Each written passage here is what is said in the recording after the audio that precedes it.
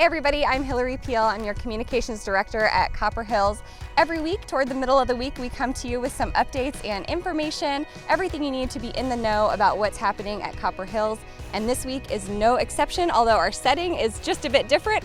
We are out here on Sunrise Mountain. It is beautiful, and we're here because we have some very exciting news about the 4 Peak Challenge.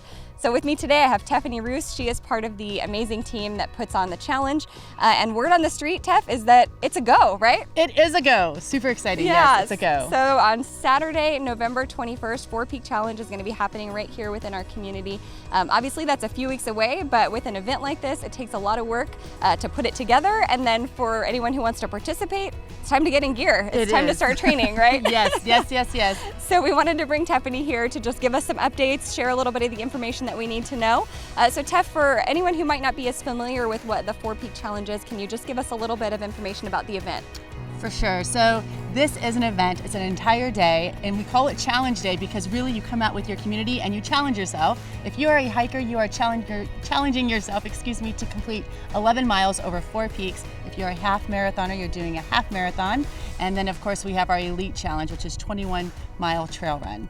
The day unfolds with a breakfast that is sponsored by our Peoria firefighter charities. We continue with a warm-up, and then of course we send you off. We also provide lunch, and it's just really a great day with your neighbors. Awesome. That sounds amazing. And we're so excited that it's happening in person because a lot of events and races have had to move to virtual races. Yes. But this is such an important event for our community. I know there are probably a few changes that you guys have had to make because of COVID. Sure. What can we expect on the day of? Are there any differences we need to be aware of?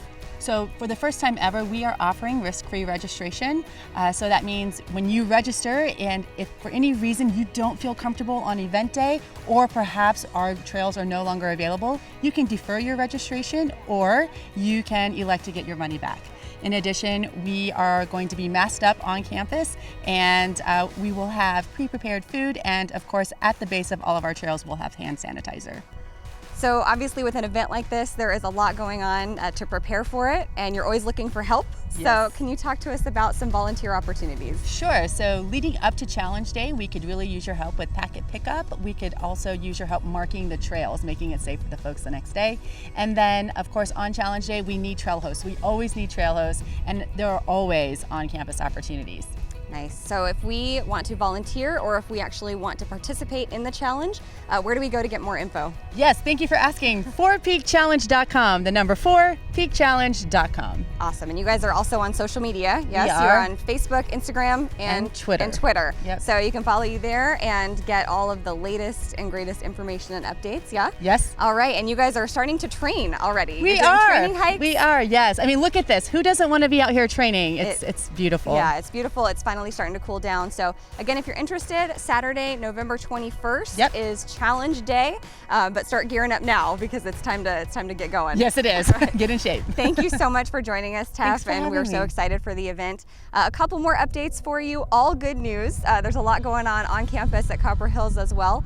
We're starting to see more and more people at our weekend gatherings, which is amazing. It's just great to see everybody, more of our church family coming in person. And we are actually running into a situation where we've had some people in our overflow rooms at some of our services. So great problem to have. We have a lot of people coming.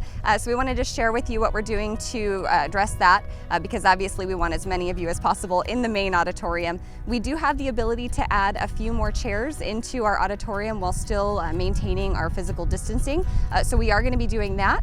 But of course, that means even more people in one spot. So with that, wearing masks or face coverings becomes just that much more important. So we do want to make sure that we're doing that at all of our services. And we thank you so much for your assistance with that because again, we're just really trying to provide as safe an environment as possible for everyone that comes on our campus. And then as you might imagine, with more people coming to our weekend services, we have more kids in our children's ministry. So again, that's such a huge blessing, but you can really help us out because our Family Life Ministry team is doing a great job just pouring into these kids, helping them grow in their faith and learn about Jesus. But it really, really helps if we know know who's coming and we know how many people, how many kids are going to be in each of our classes at each services. So we have created a way for you to register if you're going to be bringing your kids to a family life service. You can find that link right on the homepage of copperhills.org, or it's on our children's ministry page as well. And if you could just let us know what service you're going to be bringing your kids to and which classes they're going to be in, that would really just help us have the right amount of volunteers ready to teach each class, and then also make sure that we can follow our safety procedures and really just keep those kiddos safe while they're learning about the Lord.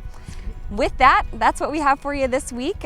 We hope that you can join us again this weekend for our services. Last week we kicked off a brand new series. We are looking in the book of Mark, and we're going to be continuing that this weekend. As always, you can find us on Saturday evening at 5 o'clock. That's in person on campus. And then you can join us Sunday morning at 9 or 10:45 a.m. and we are on campus and online at copperhills.org. So we hope you have a great rest of your week. Get out and enjoy this beautiful weather, at least in the morning and the evening. And we will look forward to seeing you this weekend.